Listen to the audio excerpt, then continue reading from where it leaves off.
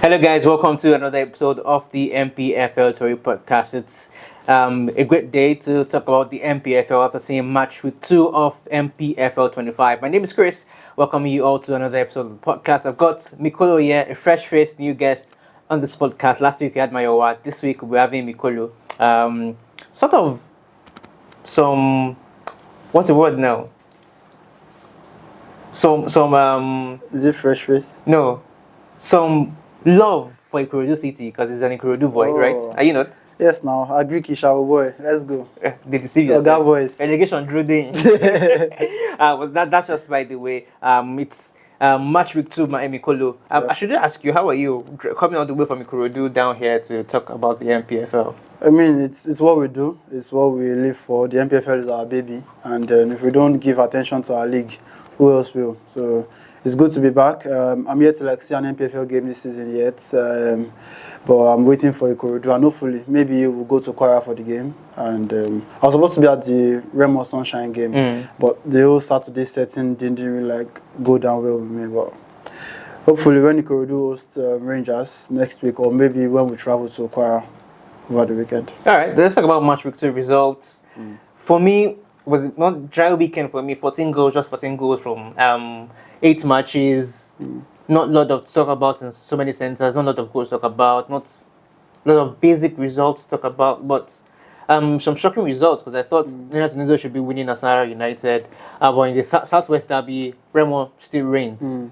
Yeah, I feel like for me, from the moment where we started the league, the first week of the season, there was so many excitement and it just felt like, the rush is back. So many away wins and then draws and all of that. There were so many goals. Some people were pummeled, 4 goals and all of that. So we felt like it was going to extend it to the second game of the season, but sadly we didn't see that. Probably we are starting to go back to our status quo, People are starting to find themselves. It's just 1-0, 1-0, 1-1. Only the very exceptional teams will be able to win convincingly. The likes of Remo Stars, would always want to win a Southwest Derby. Do you understand? So I feel like that's where we are at currently. First game, everybody's very excited. Oh, just go back to the league. Let's score sharp and all of that. But now that we're starting to settle, everybody's starting to find their place. Oh, who is picking up points on the road? Who is winning at home and all of that. So I think we're starting to settle. The MPFL is truly back now.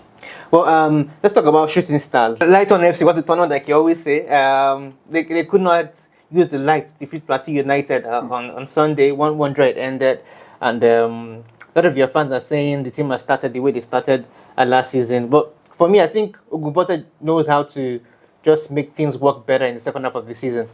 Yeah, but then I feel like you cannot, if for a team as ambitious as Shooting Stars, wanting to build on what they, achieved last season. They got off their highest position ever. Yeah, and they were able to just, I think it was just 2 points off places to go on the continent. To go on the continent. So I think for a team like Shooting Stars, if you want to eventually get to that position, you're giving your fans a taste of what it means to be winning consistently at home, and also getting to continental spaces. You have to do it in the first half of the season. You don't have to leave it to the late half of the season. Do you understand? Where we now start grinding out results, getting away victories. Now is the time if you want to really challenge. Over the course of the holiday, the course of the summer, we've seen Shooting Stars fans come out to say, oh, you know what, we can probably charge up for continental spaces this season. This season we have to get better. So if you want to get better, if you want to take Shooting Stars to the level that they are supposed to be as a traditional big team in the MPFL, you have to start right. And the game against Plateau is a disappointing one. And I understand if their fans feel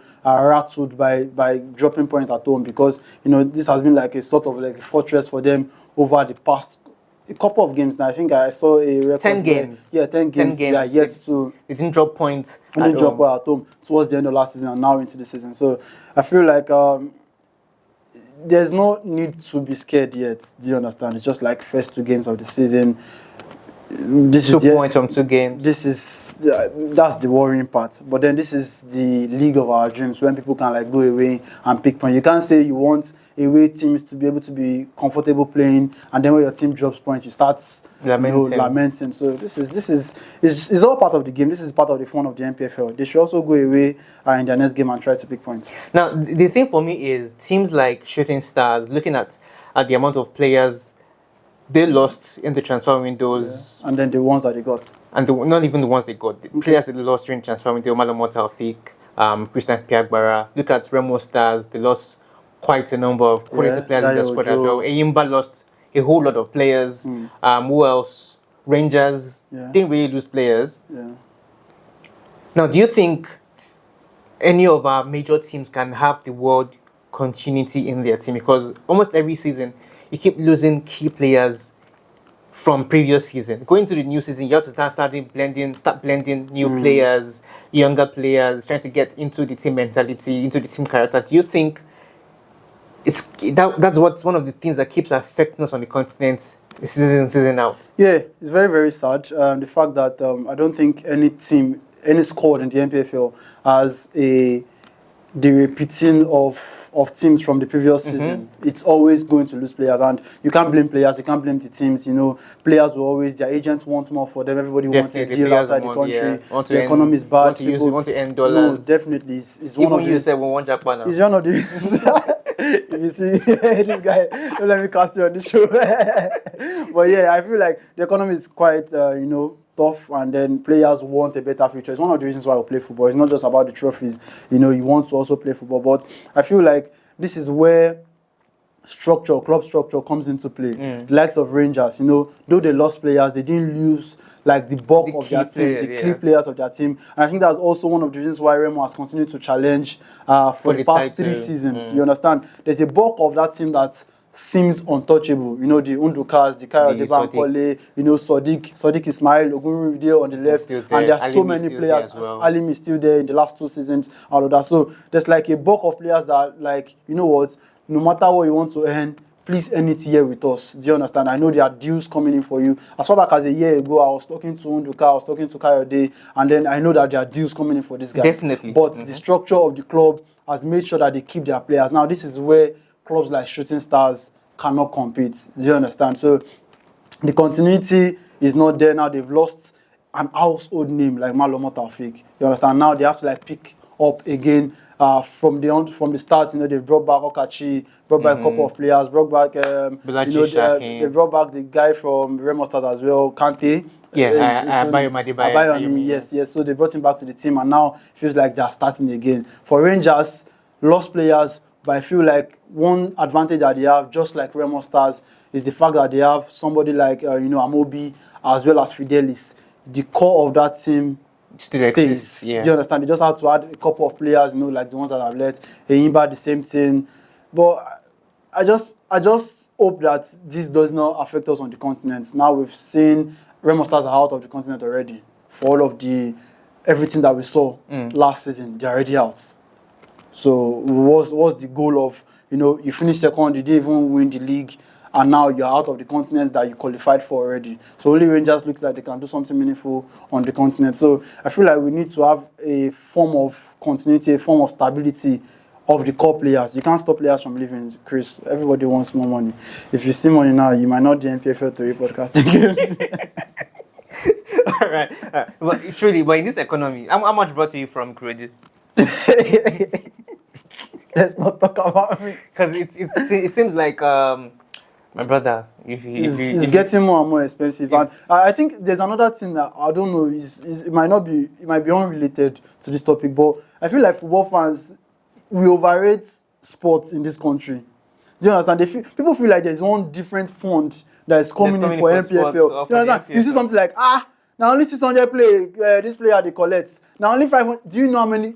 You have to be in the upper 1%. There was a comment on one of our social media and they're saying as they're paying Sekou Alimi 1 million naira. His mates are earning $1,000 or $5,000 per week. You that are talking, do you know how much your own inmates are earning? Even in places like Egypt or Morocco. Let's not even go abroad. Cote d'Ivoire, do you know how much your own mates are making? So people think like there's a difference, because the entertainment industry is surviving on its own, irrespective of what's going on with the economy. Doesn't mean the sports industry like that. Do you understand? So people feel like there's a different fund. You know they buy tickets, they buy jersey, they come stadium. You could just open your mouth, say, why are they playing player 700? Do you know what 700k means in this economy? You say we know they collect 700k. But the economy hard. The economy hard. So there's no the continuity. So you can't blame players for leaving. Everybody has to feed their family. If you're a football player, most of our footballers are the breadwinners of their family. You have to be. I mean, if you have to be. See what Yamal is doing at 16 years old. So obviously you are the breadwinner of your family. You have to make more money. Football is not for life. There's a short span of football career. There's a time you can play football for. So you can't play football forever. So if you are lucky enough to go professional as a footballer, you can't say, because I don't want them to say I'm going for money, you can't stay. They earn little me when you have offers. So, and you can even have a good season and not have a good season next season. So it happens like that. So the continuity is not anybody's fault. You can't blame anybody. But I feel like some of our clubs should be able to tie down key players that are very important to, especially if you are going on the continent and you are challenging for titles. Talking about the continent, we really have Rangers and Enyimba left on the continent. Like you said, Remo are out, Academy Warriors are out. Academy Warriors' opponent faced RS Berkane and they were walled up 2-0 in the first leg. Obviously, they're out of the competition. Let's talk about our own Rangers, Enyimba. 0-0 for Enyimba in Mali. 1-0 win for Rangers in Uyo. My worry is Rangers. They've played 4 games in the shores of this country, 2 continental games, 3 continental games, 1 league game. They scored only 3 goals. It's very worrisome. And for the game, the first round of games where they played, I think it was 0-0 and then 1-1 at a point. And I was just very surprised at the fact that first we played both games in Uyo, which is supposed to be like a very big advantage. In normal shows, in normal footballing terms, this is like supposed to be like an unfair advantage for the opponent. Do you understand? Team. Yes. So to now see that Rangers struggled to qualify for this next round is somewhat worrying for Fidelis and Amobi. Because if you're having that unfair advantage to play both legs in your country, where majority of the fans are supporting you, are rooting for you, a place where you play season in, season out. If you're not playing, now it is your home game, but during normal season, you go there to play Aqua United. Some of your players are from these places. These are places that you train in. These are pitches that you're very familiar with, and then you're struggling to qualify for the next round. So I feel like it's worrisome and it's not good signs. Now we've won just 1-0 ahead of the next leg, which is looking very, very tough. So if a team that's going to go far on the continent, you can tell from their preliminary stages, they are always like, getting in the results, racking up the goals and all of that. So if we are still struggling right now to, convincingly beat a team from Comoros. And we never even face North Africa. Do you understand? If you are still struggling to beat a team from Comoros number one factor. And you are playing a team from Comoros, number 1 factor. Number 2 factor, you played home and away in Uyo, and we struggled to qualify. So what is the signs? Now we have won an Angola team just 1-0 and we are going away. Now even if we are lucky to scale through, when we get to the business stages, side of things, what's the assurance that they can go all the way? That is our league champions. So. No vex. I know. But Enyimba got a new draw away from home in Mali in Ouagadougou. Impressive, yeah. And they'll be back in Uyo as well. They got to the Pabio Stadium to play the home leg. Rangers, Yemi Olaniyiwa just said. Godswill Pabio will rest one day. Yemi said the only thing left for Enyimba is goal scoring. They were able to score 3 goals in their first league game of the season against rivals Atlant. They could not score away from home in Mali, but coming back home, I feel it's done and dusted for me. I have more confidence in them than I have with Otu Rangers. Because of the experience, obviously, and also because of the fact that, Enyimba as a traditional big name would always, there are some countries that some teams will come from, no disrespect to such countries, that I just feel like they should not be giving Enyimba those kind of tough times. Do you understand? So maybe when we get to like the very bigger teams, South African teams, the North African teams, maybe we can now start discussing. But when you talk about maybe teams from Ghana, teams from Comoros, teams from Angola, Mali, you should know that Enyimba is going to turn up, irrespective of the players that are there. Now to the goal scoring part, it boils down to what we discussed earlier about keeping your talents. Now Mbama signs for Atlant, that won our highest goal scorer last season. Can you imagine what he would be doing if he still remained in this season? Well, that Mbama story, I still don't understand because he was supposed to be out of the country. I saw some WhatsApp screenshot of some WhatsApp messages how he had contracts in Europe, in South Africa, rejected and came back to Atlant. I heard in Atlant it's short-term deal, maybe January. a month or so or thereabout. I don't know. I think it's a month. I heard that it's a month, but that's just details of the NPFL. But Ayimba's chances on the continent, if they get to qualify for the group stages, can they really go far? Because I think they will be the one to actually save us, just like Rivers did last season. I feel like every season we always have one team that saves our face and saves our coefficients every season, and you know, that's one of the reasons why Rivers United France were very proud last season, because you know they saved the country in quotes, even though they could not save themselves in the league, but then they saved the country. But for Enyimba, yes, they have what it takes to probably go all the way, and I feel like I'm also like very excited about Yema. For some reason, I feel like it feels like he has a point to prove, and then you know, one of the young coaches in the league puts efforts into, you know, studying his opponent and into his tactics, and he has something to prove to himself, to his team Enyimba, for keeping the faith with him after the exit of his boss, the judge, giving him that mantle to say, you know what, we are giving you the mantle to lead the people's elephants. That's not a little job. Last year I was producing one of the podcasts where Yema spoke, and he said, as an Enyimba coach, every season, I don't think there's any team in this league that has that kind of pressure. Every season, as an Enyimba coach, you are expected to win the league and go far in the continental spaces. And if you think about it, it's true. You know, as an going into every season, Enyimba will always be in the conversation for titles. Yes, and every season where Enyimba does not win the league, it now feels like there's a problem.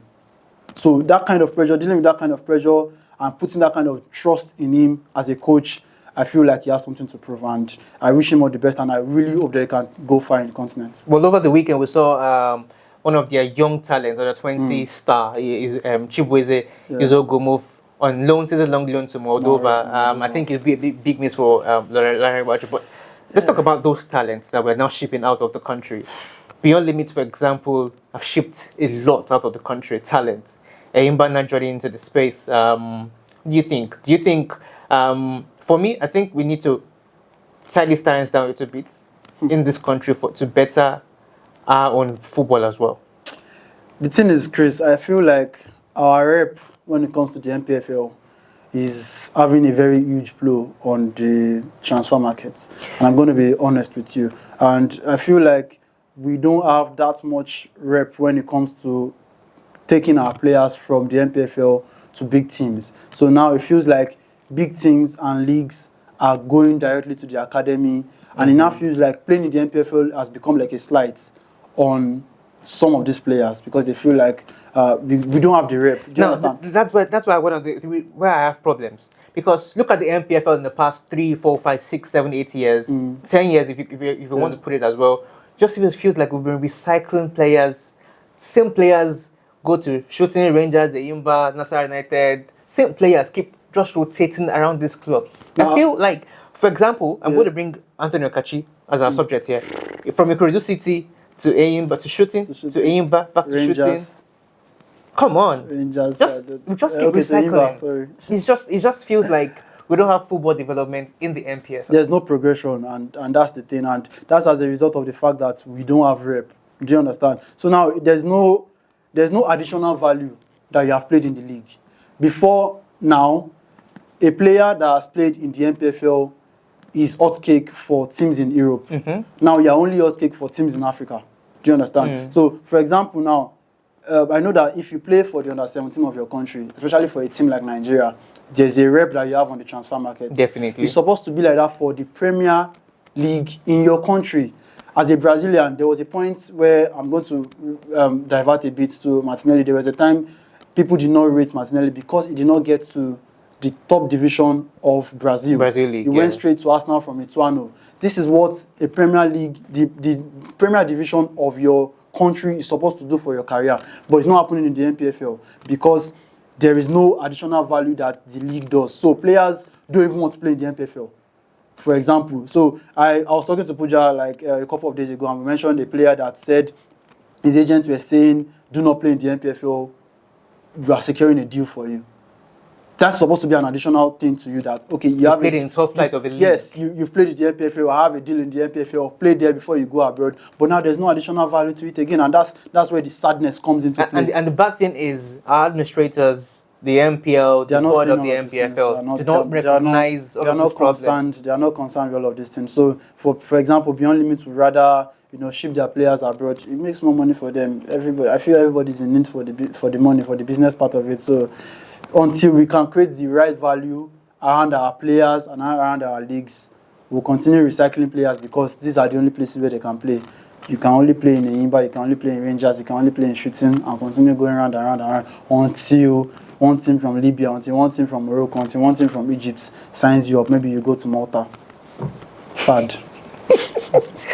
Let's talk about... we're talking about the Enyimba boy.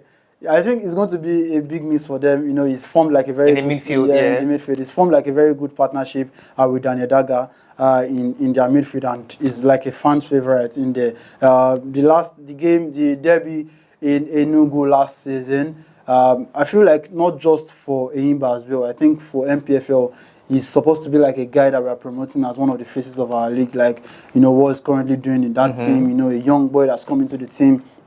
When the ruckus happened in Enugu, I think that's like that was my fond memories of him. I saw Rangers fans protecting him. That's how much importance those kind of players are. Players that have been nurtured right from and people can see that this boy is our own. Yes, and then he's young and all of that. I saw Rangers fans, irrespective of everything that was going on. But Rangers fans will protect him. Shooting Stars fans might not, because he scored a last minute win against them in Ibadan last season. So. But then eventually, you just see like, these are the kind of people who I want to see in the league. I feel like for him personally, it's a very big win. It's like a season-long loan. He can try to prove himself. He's very young. He can still get used to like bigger top teams. Flights. Yeah, top flight in other leagues. And that route, there's a route now from Monrovia. You can enter Czech Republic. From there, you enter Belgium. From Belgium, you enter France. Spain, France. So, I feel like it's good for him, but it's bad for him. Well, they will make their money, of course. Yeah, of course. All right, let's talk about referee decision this week. There's so many calls from the referee, as always, that we saw in the NPFL match week 2, and that's caused a lot of rancor and rakes on social media. And let's start with the one very close to us in Ibadan, Shooting Stars versus Plateau United. The penalty call. For me, let's bring a little bit of the other leagues in Europe, top 5 leagues in Europe, for example. No, let it be a standalone. If you want to come from a standalone point. Don't try to compare. There's no ref decision that is the same across leagues. That's what I'm saying. Okay. In the NPFL, it doesn't look like we have, this decision is made by the referee. This is what the NPFL stands for when it comes to ref decision. It feels like the referee just uses their intelligence and decides. In the PL, this particular situation you're talking about, probably you've seen the videos flying over up to social media as well. This, for me, is not a penalty. For me, it's a penalty. And I'm going to disagree with you because the rules are very obvious and the rules are straight. If, as a defender, in your box, you're throwing yourself at the ball, a goal-bound... Where would he throw his hand? A goal-bound shot stopped by anything other than your body is a penalty.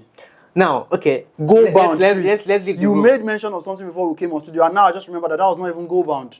That was like a normal pass. That was like a dribble. It was in the box. But it was a dribble. It was not a goal-bound shot. A goal-bound shot stopped by anything other than your body, by any extension of your arm, not being by your body, is a penalty. All right, let's leave the rules now. Okay. The ambience, the lightning, do you think would have affected the referee's sight in such situation? You can't make excuses for that. I mean, there are penalty calls that would obviously, it is very easy to spot that this did not hit the player on the leg. So where did it might not be easy for the referee at that. Are you making an excuse for the referee? It's easy for us because we had opportunities to watch replays, slow motion, and all of that. That happened straight in a flash. So ball bounced off, and that was it. Who is supposed to do the explanation here? That's what I'm trying to say. That the referee might not be able to have these opportunities that we have. Obviously, does not have. We don't have a VAR. Okay. So now you're changing your mind. Is it a penalty? It's not a penalty. But you're saying now the referee did not have a nice view. So you're admitting that it was a penalty, but the referee did not have I'm not admitting the penalty. I'm just trying to say, for me, if we use the the act itself is different from what the referee saw. That's what you're trying to say. Yes. But the act itself, is it a penalty? No, it's not.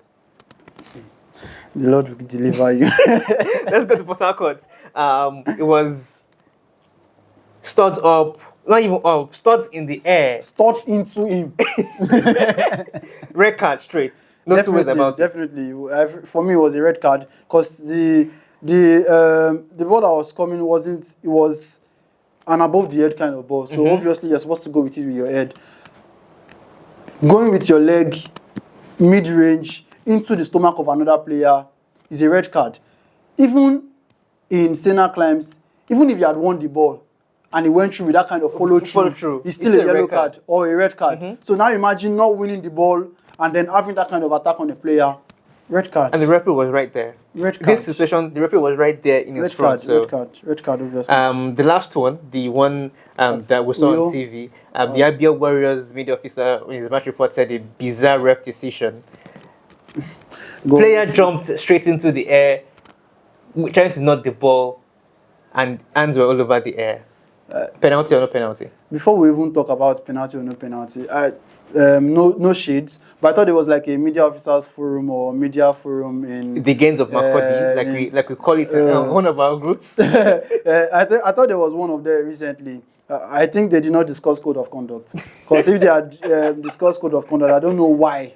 Why are you coming to write in your match report or whatever you wrote that there was a bizarre referee decision? It was not even in the match report. That was the title of the match report.